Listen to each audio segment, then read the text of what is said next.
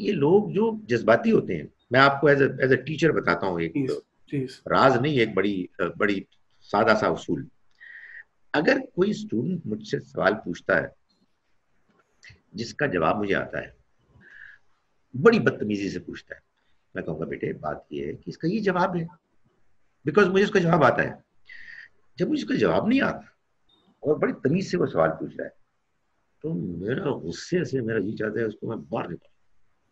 تو ہمارے لوگوں کا یہ معاملہ ہے، ہمارے لوگوں کے پاس سوالوں کے جواب نہیں ہے، اس لیے وہ دھونس سے اس دین کو منواتے ہیں جس دین نے اپنے آپ کو منوایا تھا دلائل سے.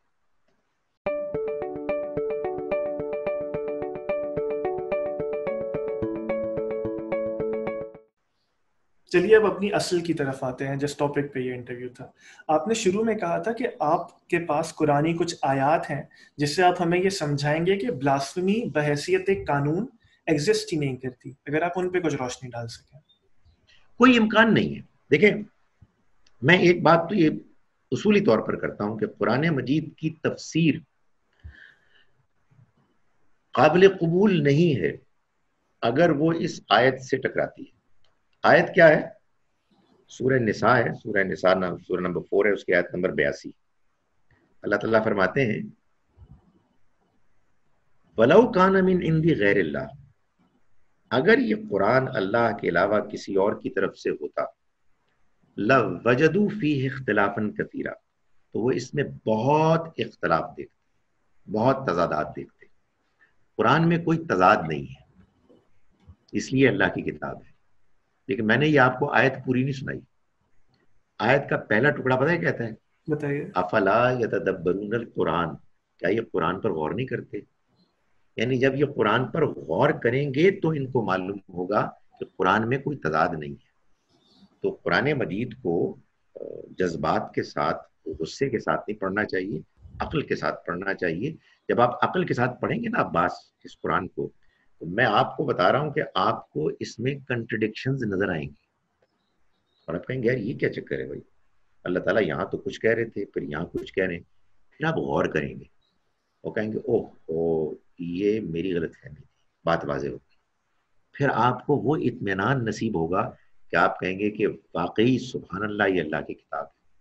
تو قرآن اس طرح سے اپنے پڑھنے والوں کو اپنی بات کو ماننے کی دعوت دیتا ہے. میں آپ سے گزارش کرتا ہوں کہ قرآن مجید کو آپ کھولیں. مکی دور کی تو ایک آیت میں نے آپ کو سنا دی. مکی قرآن تو بھرا ہوا ہے بلیسفمی سے. لوگ، میں آپ کو اور آیات سناؤں تو آپ حیران رہ جائیں گے کہ قرآن یہ کیا کر رہا ہے کہ کفار کی، میں بتا ہوں اس کی وجہ کیا ہے. اس کی وجہ آپ سمجھ لیں، یہ قرآن مجید کا کمال ہے اور یہ اللہ کی کتاب ہی کر سکتی ہے. میں اور آپ اگر اپنے مخالفین کو جب بیان کریں گے نا ان کی بات ایسے توڑ مڑوڑ کے کریں گے کہ لوگ کہیں گے یار کتنی گھٹیا بات کر رہے ہیں. صبح و شام ہمارے یہاں لوگ یہ کچھ کرتے ہیں، سیاست میں بھی اور مذہب میں بھی. خدا تعالیٰ نے کفار کی بات اتنے زوردار طریقے سے خود ان کی زبانی بیان کی ہے تاکہ لوگ اس کو سنیں اور کہیں کہ یار ایسے بات تو بڑی غور طلب ہے، بات تو کچھ ہے. بھلا جب ہم مر کے مٹی ہڈیاں بھی سڑ جائیں گی اس کے بعد اٹھائے جائیں گے، بڑی دور کی بات ہے، بڑی دور کی بات ہے تم جس کا وعدہ کر رہے ہو. بس یہی دنیا ہے، اسی میں ہم پیدا ہوئے ہیں، اسی میں جیتے ہیں اور اسی میں مر جائیں گے. میں کہتا ہوں بہت زوردار طریقے. کیوں؟ تاکہ آپ کے اندر سیریس سوالات پیدا ہوں. آپ کہیں یار یہ بات ویسے بڑی غور طلب ہے اور پھر آپ اس کا جواب سمجھیں. دیکھیں قرآن نے اپنے آپ کو بعض جگہوں پر رزق کہا ہے. رزق جیسے رزق ہوتا ہے نا کھانا پینا، تو کھانے پینے کا فائدہ آپ کو تبھی ہوگا جب آپ بھوکے ہوں گے. آپ کو بھوک ہی لگی ہوئی تو آپ کو کھانے میں کیا دلچسپی ہوگی. قرآن کی اور کوئی چیز جو آپ کو کنونس کرتی ہے اس کی بھوک سوال ہے، اس کی بھوک اعتراض ہے، اس کی بھوک آدمی کے اندر یہ پریشانی ہے کہ یار مجھے بات سمجھ میں نہیں آ رہی، مجھے بتائیں اس کا کیا جواب ہے. تو میں گزارش کرتا ہوں کہ قرآن مجید نے چنانچہ مکی دور میں تو بہت سی ایسی باتیں بیان کی کہ جن کو جب آدمی پڑھتا ہے تو کہتا ہے کہ یہ تو بہت سخت باتیں، ساحرون کذاب کو الفاظ ہیں کم، کوئی معمولی الفاظ ہیں. لیکن میں اب مدنی دور کی آیات پیش کروں. فرق کیا ہے؟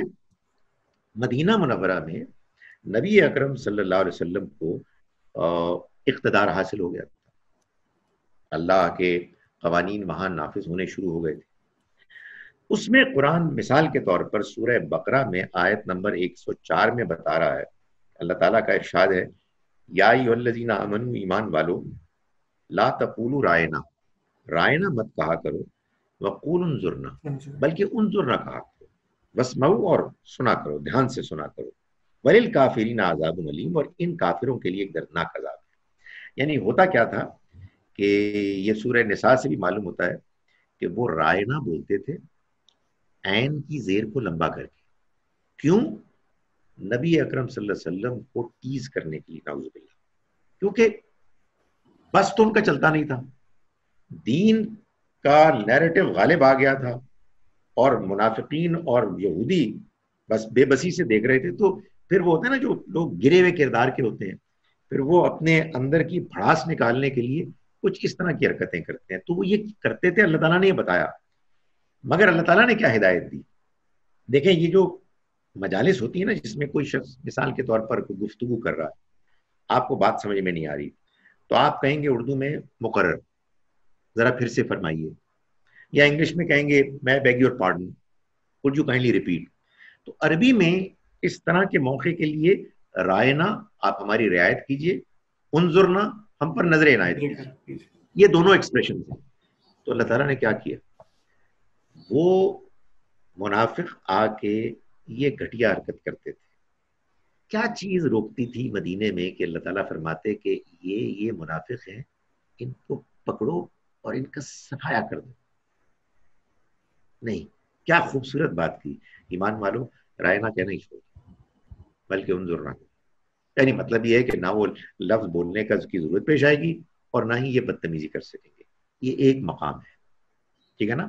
میں وہی بات کہہ رہا ہوں کہ قرآن میں کنٹرڈکشن کوئی نہیں ہے، ورنہ اللہ تعالیٰ کو فرمانا چاہیے تھا کہ اے ایمان والو، کھڑے ہو جاؤ اور ان اشخاص کو پکڑو اور ان کو بھون دو. کیا خوبصورت بات کی ہے اس کے برعکس. نہیں، تم رائنا کہنا سن رہے ہیں آپ؟ دوسری بات سنیں، میں سن رہا ہوں. آیت سورہ نساء ہے، سورہ نمبر 4، آیت نمبر 140. اس میں اللہ تعالیٰ نے سورہ انعام جو مکی سورہ ہے اسی کا حوالہ دیتے ہوئے فرمایا کہ دیکھو، وَقَدْ نَزَّلَ عَلَيْكُمْ فِي الْكِتَابِ، ہم یہ کتاب میں پہلے ہی بات نازل کر چکے ہیں، ان اذا سمعتم آیات اللہ، کہ جب تم سنو اللہ کی آیات کو، یکفر بہا ویستہزأ بہا، کہ ان کا انکار کیا جا رہا ہے، ان کا استہزاء، مذاق اڑایا جا رہا ہے. اللہ کی آیات، اللہ کی کتاب، اور مجھے الاؤ می ٹو سے، اللہ کی آیات، اللہ کے پیغمبر، یہی تو ہے دین. یا اللہ کے پیغمبر ہے، اللہ کی کتاب ہے، ان کا مذاق اڑایا جا رہا ہے. فلا تقعدوا معهم، تو ان کے ساتھ مت بیٹھو، حتی یخوضوا فی حدیث غیری، جب تک کہ وہ کوئی اور گفتگو نہ شروع کر دیں. انکم اذا مثلہم، اگر تم مذاق اڑانے کے موقع پر ان کے ساتھ بیٹھے تو تم انہی جیسے مان لیے جاؤ گے. یہ بات کہی گئی. یعنی اتنا بیلنسڈ ہے یہ اللہ کی طرف سے رہنمائی کا معاملہ کہ تم نے بے غیرت نہیں ہونا. باپ کو کوئی گالی دے اور آپ وہاں بیٹھے اور ہنسی مذاق کریں، کیسے ہو سکتا ہے؟ وہاں اٹھ جائیں. بات بدل گئی ہے تو آپ واپس آ جائیں، اس لیے کہ ابھی ہمیں ان کو کمیونیکیٹ کرنا ہے، انہیں بات سمجھانی ہے. آگے آئیں. اس سے اگلی سورہ ہے سورہ مائدہ. اس میں ابھی میں نے آپ کے سامنے ذکر کیا ایک معاملے کا کہ لوگ کہتے ہیں کہ یہود و نصارہ کو آپ دوست نہیں بنا سکتے. سنا ہے نا آپ نے بہت، اور ہمارے لوگ بہت دوستیاں کرتے ہیں، ان سے جا کے قرضے مانگتے ہیں، ان کو سلام کرتے ہیں. کیا منافقت ہے یار. سو آیت نمبر 51 ہے سورہ مائدہ کی 51. اس میں اللہ تعالیٰ فرماتے ہیں یا ایھا الذین آمنوا لا تتخذوا الیہود والنصارى اولیاء، ایمان والو، الیہود اور النصارہ کو دوست مت بناؤ. بعضهم اولیاء بعض، یہ ایک دوسرے کے دوست ہیں. وَمَن يَتَوَلَّهُم مِّنكُم، جو تم میں سے ان کو دوست بنائے گا، فَإِنَّهُ مِنْهُمْ، تو وہ انہی میں سے مانا جائے گا. چنانچہ ہمارے ہاں نیک پارسا مسلمان کہتے ہیں کہ یہود و نصارہ کو دوست نہیں بنایا جا سکتا. میں نے گزارش کی کہ ان کی خواتین سے نکاح تو کیا جا سکتا ہے، مگر نہ سسر صاحب، نہ سالہ صاحب، نہ بیوی صاحبہ، کسی سے دوستی نہیں ہو سکتی، اس لیے کہ اللہ کا حکم ہے. اور اللہ تعالیٰ جو حکم دے اپنے احکام میں اس کی کنٹرڈکشن بھی ہو تو اسے کیا فرق پڑتا ہے. ان کو اس کا اندازہ نہیں کہ خدا کہہ رہے کہ میرے کوئی کنٹرڈکشن نہیں ہے. آگے آئے معاملہ کیا ہے. آیت نمبر 57 اور 58 میں فرمایا کہ یا ایھا الذین آمنوا، ایمان والو، لا تتخذوا الذین اتخذوا دینکم ہزوا ولعبا، مت بناؤ ان لوگوں کو کہ جو تمہارے دین کو کھیل کود اور تماشا بناتے ہیں. الذین اوتوا الکتاب، ان لوگوں میں سے، من الذین اوتوا الکتاب، ان لوگوں میں سے جو کتاب دیے گئے، من قبلکم والکفار، اور جو دوسرے کافر ہیں، اولیاء، ان کو دوست مت بناؤ. واتقوا اللہ، اور اللہ سے ڈرو، ان کنتم مومنین، اگر تم مومن. سو بات واضح ہو گئی کہ وہ جو الیہود النصارہ تھا اس میں الف لام لگا ہوا تھا، اس سے مراد ہے these Jews and these Christians, the Jews the Christians، یعنی ایک خاص یہود و نصارہ کا گروہ تھا جو اللہ کے دین کا مذاق اڑاتا تھا. اللہ تعالیٰ نے مسلمانوں کو یہ ہدایت نہیں دی کہ تم ان کو مار دو، تم ان کا کچومر نکال دو، بلکہ یہ کہا گیا کہ ان سے دوستی رکھو. اور فرمایا وَإِذَا نَادَيْتُمْ إِلَى الصَّلَاةِ، یہ بتایا کہ جب تم نماز کے لیے بلاتے ہو نا ایک دوسرے کو، اتخذوها حزوا ولعبا، تو وہ اس آذان کا مذاق اڑاتے ہیں، اس کا کھیل کود تماشا بنا دیتے ہیں. ذالک بانہم قوم لا یعقلون، اس لیے کہ یہ وہ لوگ ہیں کہ جو عقل سے کام نہیں لیتے. ایک اور آیت کا میں حوالہ دیتا ہوں، اس کے بعد آپ اس پہ سوال کیجیے گا. یہ ہے سورہ منافقون، سورہ نمبر 63، جس میں اللہ تعالیٰ نے یہ بتایا ہے کہ جب مسلمان ایک موقع پر باہر نکلے مدینے سے کسی مارکے کے لیے، تو منافقین نے یہ تقریریں کی. سورہ نمبر 63 ہے، 63، اس کی آیت نمبر 8 میں اللہ تعالیٰ فرماتے ہیں یقولون، یہ کہتے ہیں یعنی منافق، لئن رجعنا الی المدینہ، جب ہم مدینے لوٹیں گے، لیخرجن الاعز منها الاذل، تو ان میں جو عزت والے ہیں وہ نکال دیں گے ان کو کہ جو ذلت والے. سمجھے آپ، یہ منافقین کہہ رہے ہیں مسلمانوں کے بارے میں، اور اس میں کون کون شامل ہے بھی خود جان سکتے ہیں آپ. فرمایا وللہ، اور خود اللہ تعالیٰ نے بتا دیا، وللہ العزت، ان کو کہو کہ حقیقت یہ ہے کہ اللہ ہی کے لیے عزت ہے، ولی رسولہ، اور اس کے رسول کے لیے، وللمؤمنین، اور اہل ایمان کے لیے، ولکن المنافقین لا یعلمون، مگر یہ منافق نہیں جانتے. یہ جواب دیا. یہاں جواب کہنا چاہیے تھا نا اللہ تعالیٰ کو، ان کو پکڑو اور مارو. یہ کم بخت ہوتے کون ہیں اس طرح کی باتیں کرنے والے؟ اے مسلمانوں، تمہارا ایمان کا جذبہ کہاں گیا؟ کہیں نہیں کہا. پورا قرآن آپ پڑھ لیں، آپ کو کہیں یہ بات نہیں کی گئی کہ جو لوگ گستاخی کر رہے ہیں، مذاق اڑا رہے ہیں، ان کو پکڑو اور ان کا خاتمہ کرو. 3 بنیادی نکات ہیں جو آپ کے نیریٹو کو کاؤنٹر کرنے کے لیے کھڑے ہیں. میں نے کافی ان پہ ریسرچ بھی کی، ہم ان پہ ایک ایک کر کے بات کرتے ہیں. آپ بتائیے، آپ نے جو تمام نیریٹو بیان کیا وہ نیگیٹ نہیں ہو جاتا رسول خدا کے اقدام سے کہ جب انہوں نے مسلمہ کذاب کو قتل کرنے کا حکم دیا؟ کیونکہ وہ بھی بلاسفمی تو کر رہا تھا، اس نے رسول خدا کے ہوتے ہوئے نبوت کا دعویٰ کیا. جی دیکھیں، میرے نیریٹو کا تو ستیہ ناس اس وقت ہوگا جب آپ میری پریزنٹیشن کی روشنی میں اس کو ختم کریں گے. میں نے تو آپ کو ایک ایسی بات کہہ دی ہے جس کے بعد آپ مجھ کو پکڑ ہی نہیں سکتے. اور وہ بات کیا ہے کہ بھائی حدیث اور تاریخ قرآن اور سنت کا فٹ نوٹ ہے. تو آپ تو مجھ سے یہ پوچھئے کہ آپ مسلمہ کذاب کے قتل کو ذرا فٹ نوٹ بنا کے دکھائیں. تو آئیے میں آپ کو بنا کے دکھاتا ہوں. دیکھیے اب ہوا کیا. ہوا یہ کہ صرف مسلمہ کذاب نہیں ہے، ظاہر ہے آپ نے 3 نکات بتائے تو ابھی مسلمہ کذاب بھی ان میں سے نکلا ہے، کچھ اور بھی نکالیں گے آپ. تو میں آپ سے گزارش کرتا ہوں کہ ہوا کیا. محمد صلی اللہ علیہ وسلم اللہ کے رسول، یہ قرآن نے بتایا. اور قرآن نے، یار عباس آپ نے بھی پڑھا ہے قرآن، میں نے بھی پڑھا ہے، سب مسلمان پڑھتے ہیں، جگہ جگہ اللہ کے رسولوں کی داستانیں بیان کی. آپس کی بات ہے بھائی، اللہ کی کتاب میں بھائی نوح علیہ السلام کی سٹوری ایک مرتبہ بیان ہو جاتی، لوگ اعتراض کرتے ہیں. اب کوئی اعتراض کرے گا آپ اس کو بھی مار دیں، وہ بھائی صحیح اعتراض کرتے ہیں کہ بھائی اللہ کی کتاب میں نوح علیہ السلام کی سٹوری 15 مرتبہ کیوں ڈسکرائب ہوئی؟ لوط علیہ السلام کی سٹوری ایک مرتبہ ڈسکرائب ہو جاتی، کہیں لمبی بات ہو رہی ہے، کہیں چھوٹی بات ہو رہی ہے. وائے؟ یو نو وائے؟ اس قوم پر اللہ کا عذاب آنے والا تھا جس کو رسول اللہ صلی اللہ علیہ وسلم نے خطاب کیا، دعوت دی. ان کو بتایا جا رہا ہے کہ یہ آ جائے گا، پہلے بھی ہمارے رسولوں کی قوموں پر عذاب آیا ہے، بچ جاؤ، ایمان لے آؤ، توبہ کر لو ورنہ مارے جاؤ گے. تو یہ قرآن بار بار بتا رہا تھا.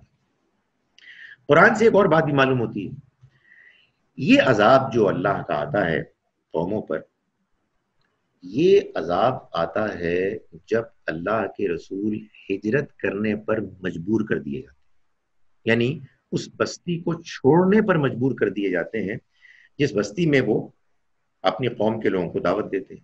یہ قرآن سے نوح علیہ السلام، لوط علیہ السلام، دوسرے صالح علیہ السلام، ہود علیہ السلام، تمام پیغمبروں کی داستانوں سے یہ بات واضح ہے. میں نے گزارش کی قرآن کنسسٹنٹ ہے، اس میں کوئی تضاد نہیں.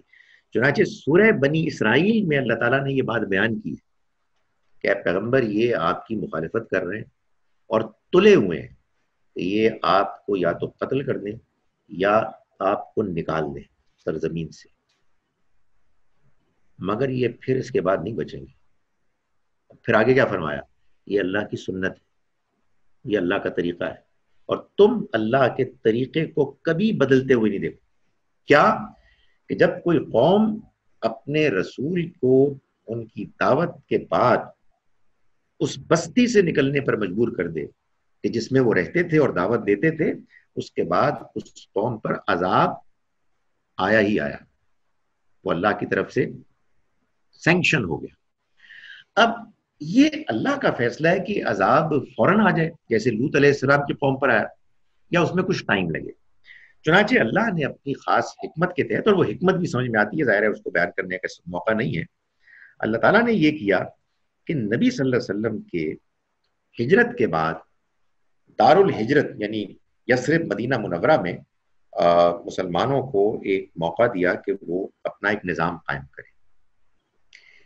اس مدینہ منورہ کی آپ کہیے کہ ایک ریاست میں مسلمان جب آئے تو اس کے بعد اللہ کا وہ عذاب نازل ہوا 3 انسٹالمنٹس، 3 فیزز میں.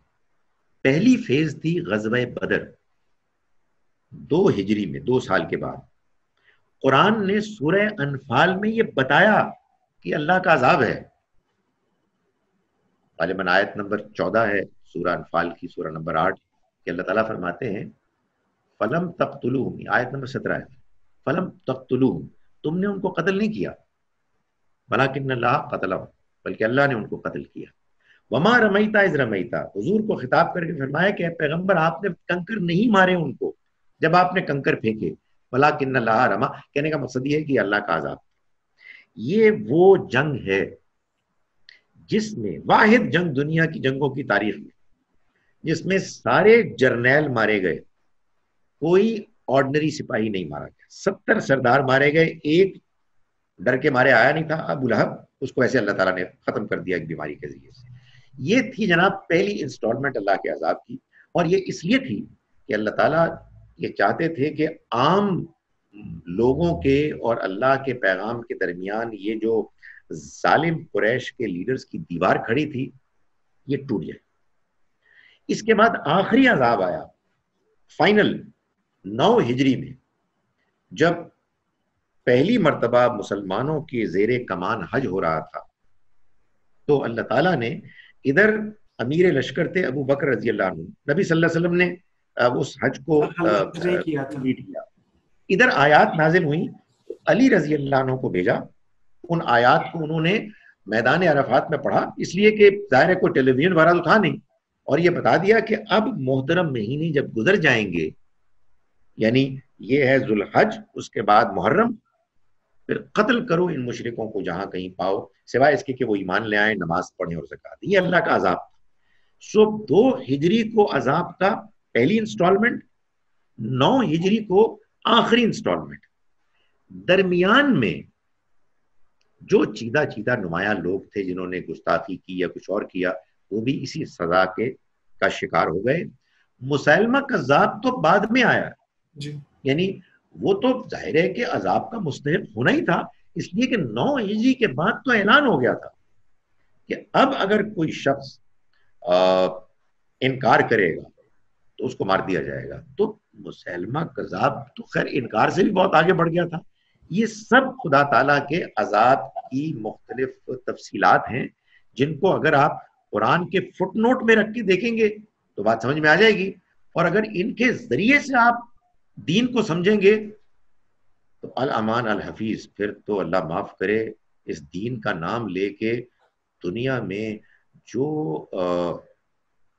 دنگا فساد ہوگا، اور وہ ہم نے دیکھا اپنی آنکھوں سے، ہمارے ملک میں ہوا بھائی، وہ تو ہمیں ہوش اس وقت آیا کہ جب انہوں نے ہمارے بچوں کو مار دیا ہے، اور پھر وہ یہ باتیں کرتے تھے کہ وہ واقعات پیش کرتے تھے، وہ واقعات کی جن کا تعلق خدا کے عذاب سے تھا، ان واقعات کو وہ جہاد فی سبیل اللہ کے لیے پیش کرتے تھے۔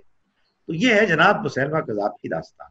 اور یہ جو آخری انسٹالمنٹ تھی عذاب کی، اگر میں آپ کی پہلی بات سے جوڑوں تو وہ رسول خدا اور ان کے صحابہ کے دنیا سے رخصت ہونے کے بعد ختم ہو گئی۔ اب اس انسٹالمنٹ کو ہم نے کیری نہیں کرنا، ایسا ہی ہے؟ ہم نہیں کر سکتے سوائے اس جنریشن کے، وہ جنریشن کی جو حضور کے زمانے میں تھی اس وقت تک تھی، اس کے بعد ہم کیری فارورڈ نہیں کر سکتے۔ ٹھیک ہے، تو دوسرا معاملہ کعب بن اشرف کا ہے۔ آپ جانتے ہیں غزوہ بدر کے بعد ایک وہ شاعر ہوا کرتے تھے جو رسول خدا کی گستاخی میں نظمیں لکھتے تھے۔ فتح مکہ کے بعد میں نے پڑھا کہ وہ غلاف کعبہ میں چھپے اور رسول خدا نے حکم دیا کہ کعبہ جہاں پہ سب کو امان ہے وہاں پہ مار دیا جائے۔ تو کیونکہ آپ 9 ہجری کی بات کر چکے ہیں، یہ معاملہ بھی پھر وہ آخری انسٹالمنٹ کی زد میں آئے گا؟ ایبسلوٹلی۔ یہ دیکھیں، آپ جب قرآن کی روشنی میں دیکھیں گے تو ہر چیز یہ قرآن کے فیصلے کے نفاذ کی تفصیلات ہیں۔ بھائی جب عذاب آیا تو واقعات ہی میں آیا نا، تو یہ سارے واقعات ہوئے۔ یہ بھی ہوا کہ کسی نے کہا جی میری لونڈی آپ کی شان میں گستاخی کرتی تھی اور پڑھتی تھی تو میں نے اس کو مار دیا، حضور نے فرمایا کہ تم پر کوئی مقدمہ نہیں چلے گا۔ بالکل ٹھیک ہے بھائی، جب خدا کا عذاب آئے گا تو خدا کا عذاب نافذ ہوگا نا۔ جن لوگوں کو وہ پیغام پہنچ گیا اور وہ انکار میں اس حد تک آگے بڑھ گئے کہ انہوں نے مذاق اڑانا شروع کر دیا، تو وہ تو بدرجہ اتم کافر اور انکار کرنے والے بن گئے۔ مگر یہ دین کا اصول نہیں ہے، یہ خدا کے عذاب کی امپلیمنٹیشن ہے۔ یہ ہمارے مسلمانوں کو سمجھنا چاہیے، ورنہ خدا کو کیا پڑی تھی کہ وہ قرآن مجید میں ان الفاظ کو بیان کر رہا ہے جن کو تلاوت کر کے اللہ معاف کر، میں سمجھانے کے لیے کہہ رہا ہوں کہ یار میں ویسے تلاوت تو کر رہا ہوں لیکن گستاخی بھی کر رہا ہوں۔ مطلب یہ کیا کنٹرڈکٹری وہ ہمارے ہاں پریزنٹیشن ہو رہی ہے، ایک محض ایک جوش میں۔ اور وہ وجہ کیا ہے، اور وہ میں آپ کو بتا رہا ہوں، یہ سب سے بڑا فتنہ یہ ایکڈیمک فتنہ کہ آپ اللہ کے دین کو حدیث اور تاریخ سے سمجھیں۔ حدیث بڑی قیمتی چیز ہے۔ آنیسٹلی میں آپ کو بتا رہا ہوں، میں اس لیے نہیں کہ میں کوئی پروپیگنڈا، میں اپنے آپ کو کوئی پروموٹ کرنا، آئی لو اٹ پرووائڈڈ یہ کہ قرآن کی روشنی میں ہو۔ اور اگر قرآن کی روشنی میں نہیں ہے تو اللہ ہی معاف کرے گا۔ پھر تو جو مرضی آپ استشہاد کریں، کوئی واقعہ لے آئیں، آپ وہ دیکھیں، آپ کو معلوم ہے وہ واقعہ بھی لوگ سناتے ہیں کہ ایک یہودی اور ایک منافق کے آپس میں، یقین کیجیے میرا اگلا سوال یہی تھا، جو تیسرا وہی نقطہ تھا وہ یہی تھا۔ وہ جناب ان کا جھگڑا ہو گیا، تو وہ پہلے گئے حضور کی عدالت میں، نبی صلی اللہ علیہ وسلم نے یہودی کے حق میں فیصلہ کر دیا، تو انصاف کرتے تھے۔ تو منافق نے محسوس کیا کہ یار عمر جو ہے بڑے دین اور مسلمانوں کے بارے میں غیرت مند ہیں، ان کے پاس چلتے ہیں۔ تو یہودی نے ان کو بتایا جی کہ یہ آپ کے پیغمبر فیصلہ کر چکے ہیں۔ ان کا اچھا پھر میں آتا ہوں۔ وہ آئے، انہوں نے تلوار نکالی اور ان کا خاتمہ کر دیا، اور اس کے بعد ایک آیت پیش کرتے ہیں کہ ان کے اس اقدام کے حق میں وہ آیت نازل ہو گئی، فلا وربک لا یؤمنون۔ اس آیت کو اگر آپ پڑھیں تو اس میں اس طرح کا کوئی واقعہ بیان ہی نہیں ہوا۔ واقعات آیت میں یہ ہونا چاہیے تھا کہ اگرچہ کہ اللہ کے پیغمبر کے ایک ساتھی نے ایک بندے کو قتل کر دیا ہے مگر وہ بے قصور ہے، ایسی کوئی بات ہی نہیں ہوئی. اور یہ حدیث کی جو کتابیں ہیں نا اس میں بھی درجات ہیں، نہایت کمزور حدیث ہے لیکن لوگوں کو اتنی پسند ہے کہ بار بار سناتے ہیں. تو میں یہ گزارش کرتا ہوں کہ آپ کے پروگرام کی وساطت سے، آپ کی وساطت سے آپ اس کو، میں کہتا ہوں کہ اپنا مشن بنائیں کہ لوگوں کو یہ سمجھائیں کہ دیکھو ایک قرآن ہے، ایک سنت ہے، ایک حدیث ہے. قرآن کو اللہ تعالیٰ نے خود محفوظ کیا، سنت بھی قرآن ہی کی طرح محفوظ ہے، یہ سمجھائی جا سکتی ہے. حدیث کو لوگوں نے سمجھا، لوگوں نے آگے منتقل کیا. اور سب سے بڑی بات دیکھیے، پہلی 2 صدیوں میں حدیث کی کتابیں تھیں نہیں، کسی کے پاس کوئی حدیث تھی، کسی کے پاس کوئی حدیث تھی. اگر آپ کہیں گے کہ امام بخاری، امام مسلم نے بڑا زبردست کمال کیا، میں کہتا ہوں بڑا کمال کیا، تو پھر بھائی یہ کمال 2 صدیوں میں تو نہیں تھا، سب پہلی 2 صدیوں میں. تو اس وقت کیا ہو رہا تھا؟ اس وقت پورا دین تھا. یہ دین کی وضاحتیں ہیں، یہ دین کا فٹ نوٹ ہے. بڑی اچھی بات ہے آپ کو مل جائے، لیکن اس سے نہ دین میں اضافہ ہوتا ہے نہ کوئی کمی ہوتی ہے. آپ نے کہا پہلی چیز قرآن ہے، دوسری چیز سنت ہے، تیسری چیز حدیث ہے، چوتھی ایک اور چیز ہے فقہ. اپنی ریسرچ کے دوران، یہ سوال ذرا لمبا ہے لیکن مجھے اجازت دیجیے، جب میں نے میں فقہ اتنا بول چکا ہوں تو آپ ہی کو بولنا چاہیے. شکریہ. میں فقہ حنفی کے اعتبار سے جب دیکھ رہا تھا تو مجھ پر ایک نئی چیز واضح ہوئی. تو پہلے آپ اس کا ہاں یا نہ میں جواب دیجیے، پھر میں سوال پٹ کروں گا. وہ یہ کہ امام ابو حنیفہ کی یہ رائے نہیں ہے کہ بلاسفیمی کرنے والوں کو مار دیا جائے. کیا میں صحیح کہہ رہا ہوں؟ جی جی ایسے ہی. اصل میں ان کے شاگرد رشید امام یوسف نے یہ پورا ڈاکٹرائن بلڈ کیا.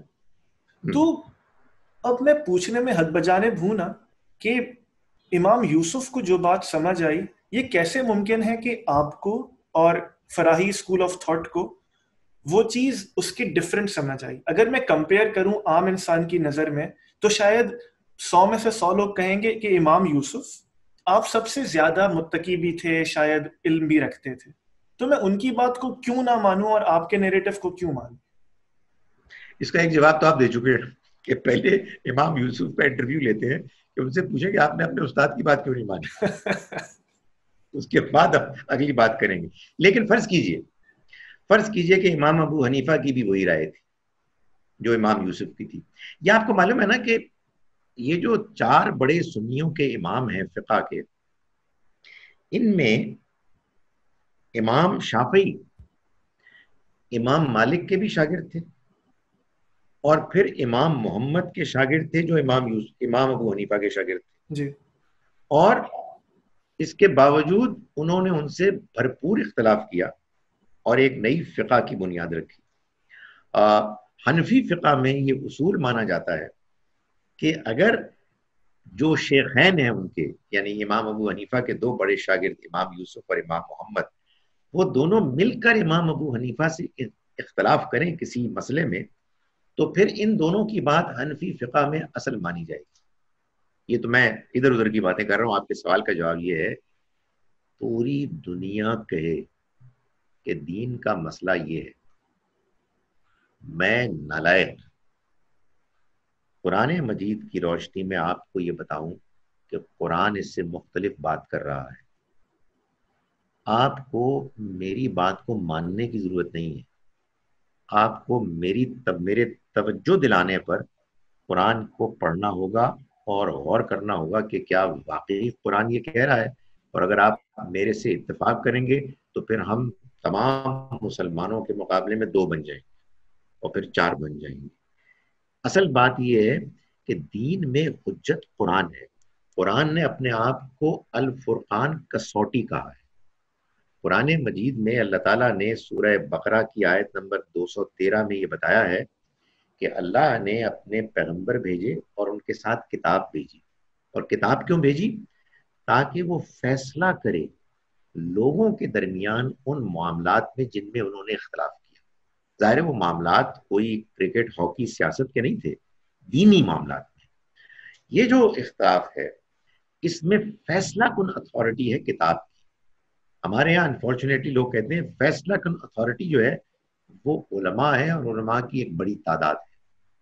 میں بڑی تعداد کو بڑی اہمیت دیتا ہوں، لیکن وہ وہاں زیر بحث آئے گی جہاں کسی ملک کا قانون بننا ہے، میری رائے ایک ہے اور بڑی تعداد میں دوسرے لوگوں کی رائے کچھ اور ہے، وہ رائے قانون بنے گی، میری رائے قانون نہیں بنے گی، مگر مجھے یہ حق اور اختیار ہوگا کہ میں اپنی بات بیان کروں اور میجورٹی کو اپنا ہم نوا بناؤں۔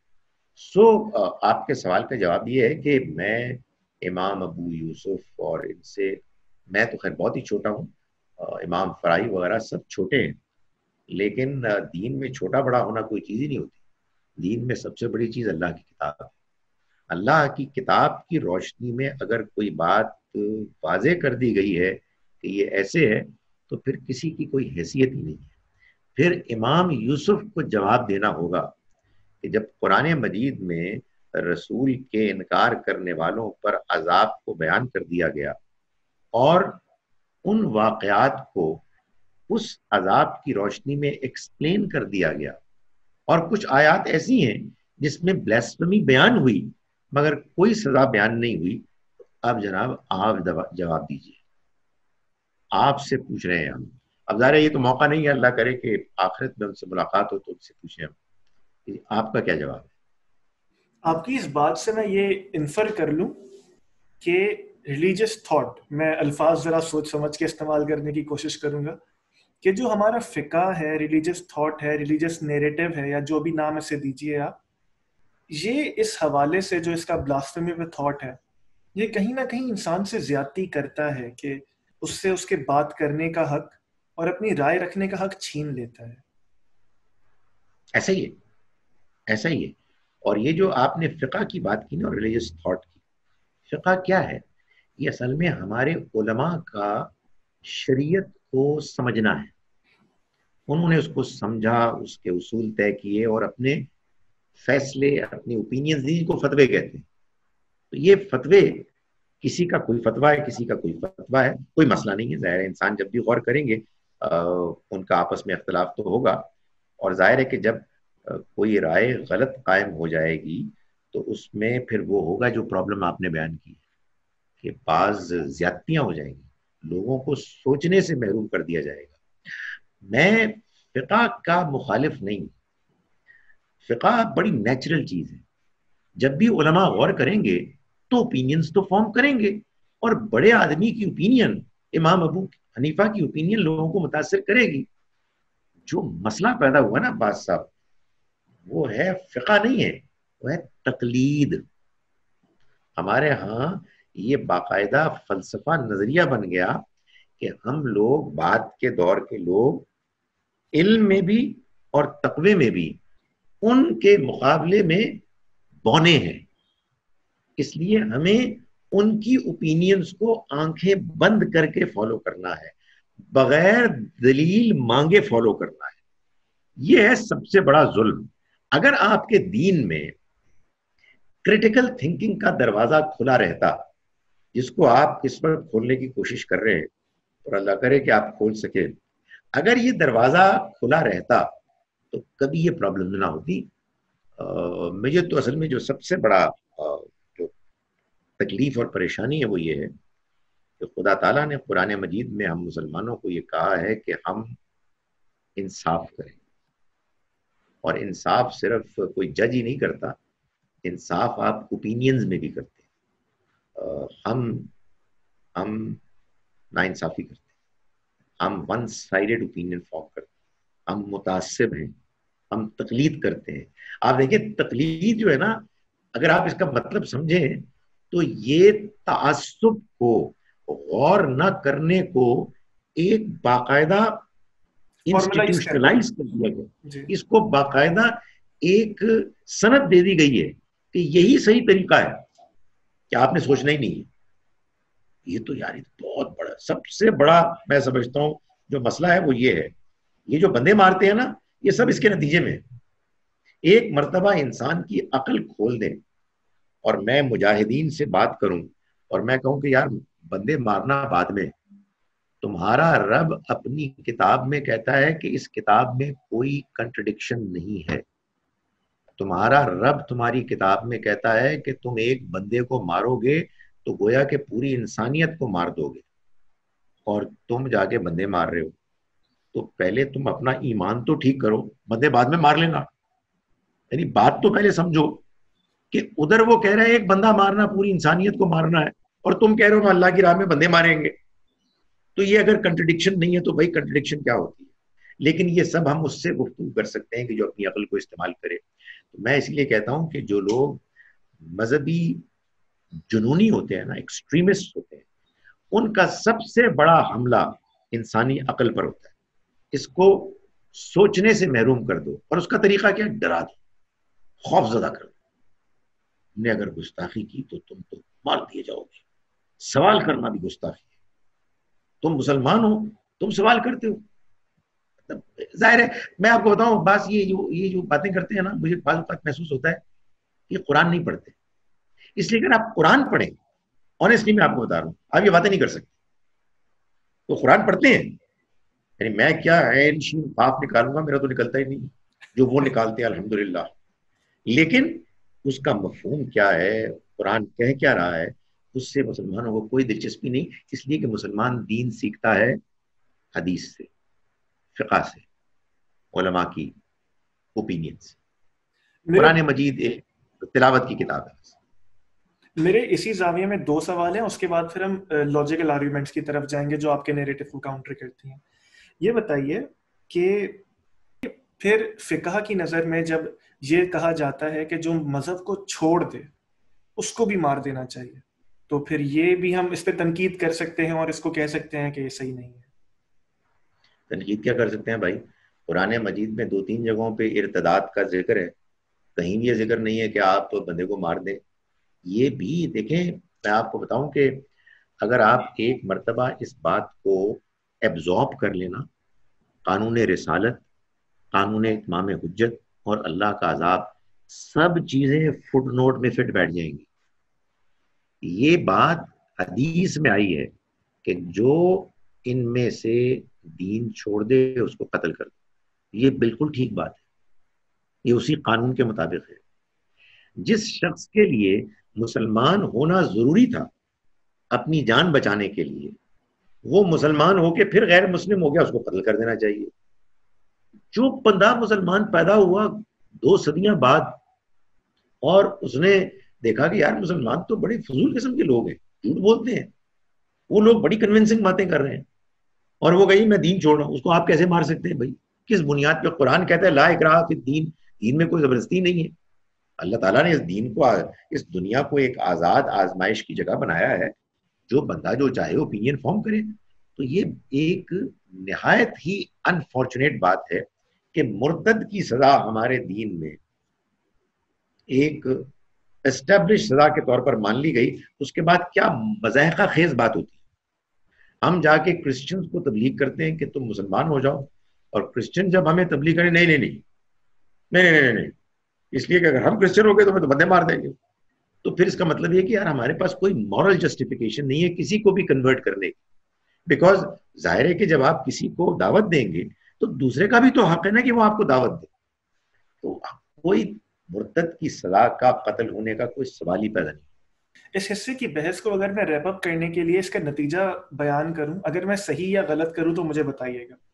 آپ نے اب تک یہ فرمایا کہ خدا کی سنت یہ ہے کہ جس بھی جگہ پر خدا کا رسول آتا ہے ان کے لیے قیامت اس دنیا میں برپا کر دی جاتی ہے. اگر وہ انکار کریں گے تو خدا کے رسول کے صحابہ کے تحت یا خدا جو بھی مینز اختیار کرنا چاہے وہ عذاب آ جائے گا, اور بس وہ عذاب ان تک ہی محدود رہے گا. اس کے بعد آپ پر, مجھ پر, ہر مسلمان پر اگر صرف ذمہ داری ہے تو وہ یہ کہ خدا کا دین پیش کرے اور دوسرے کو اتنا ہی اختیار دے کہ وہ بھی مجھ پر اپنا دین پیش کرے.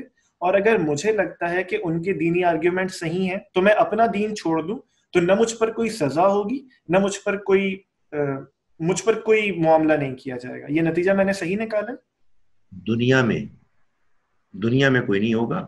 آخرت میں ہر آدمی کی نیت, اس کا جو موٹیو ہے اس کو دیکھ کے فیصلہ ہوگا, اور خدا کا فیصلہ کبھی غلط نہیں ہو سکتا. لیکن جو میں نے نتیجہ نکالا اس کا آپ نے اس کا سم اپ کیا میری بات. اب ہم آرگیومنٹس کی طرف چلتے ہیں جو لاجیکل ہیں, جو علماء دیتے ہیں. آپ نے 2 بار غیرت کی بات بھی کی. مجھے یہ بتائیے جو غیرت جس کے ساتھ میں پلا بڑا، جو پاکستانی معاشرے میں نے سیکھی، مجھے تو یہ سکھایا گیا کہ میری ماں کو کوئی گالی دے تو میں تو اس کو کہیں کا نہ چھوڑوں. تو یہ کون سا غیرت کا تقاضا ہے کہ رسول خدا کی اہانت ہو رہی ہے، بہت ہوا تو جیسے آپ نے بیان کیا میں اٹھ کے چلا جاؤں؟ مجھے معاف کیجئے لیکن یہ بے غیرتی نہیں ہے.